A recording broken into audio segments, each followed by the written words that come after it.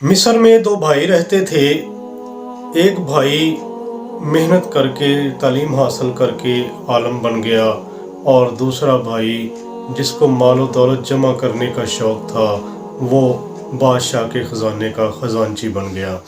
एक दिन वही ख़जानची भाई अपने आलम भाई को हकारत भरी नज़र से देखता है और उससे कहता है कि तुम वही मुफलस के मुफलस ही रहे, गरीब के गरीब ही रहे, मेरी तरफ देखो मैं कितना मालदार हो गया हूँ। इस पर आलम जो भाई है वो उसको जवाब देता है कि मेरे पास नबियों की मेरास इल्म है, जबकि तेरे पास कारून की दौलत है।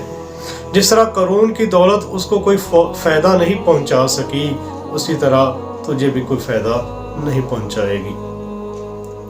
तो नाज़रीन किराम, बात करने का मकसद ये है कि इल्म जो है वो इक़्तिदार लाता है, जबकि दौलत जो है ये ग़ुलामी लेके आती है। ये इंसान के अंदर खौफ पैदा करती है, इंसान डर के रहता है कि कहीं कोई आएगा और मुझसे मेरी दौलत छीन के ले जाएगा।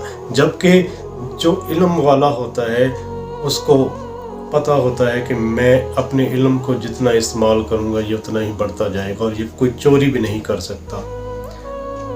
आज तक जितने भी ममालिक ने दुनिया पर हुक्मरानी की है वो इल्म की बदौलत की है। आज भी देख लें, हम अपना जायज़ा लें, वो ममालिक ही आगे हैं जिनकी टेक्नोलॉजी हमसे बहुत बेहतर है। हम मिसाल लेते हैं अमेरिका की, यूरोप की, चीन की, रूस की, जापान की। ये वो ममालिक हैं जिन्होंने इल्म के मैदान में तरक्की की तो वो दुनिया में आगे निकल गए, बाकी ममालिक पीछे रह गए।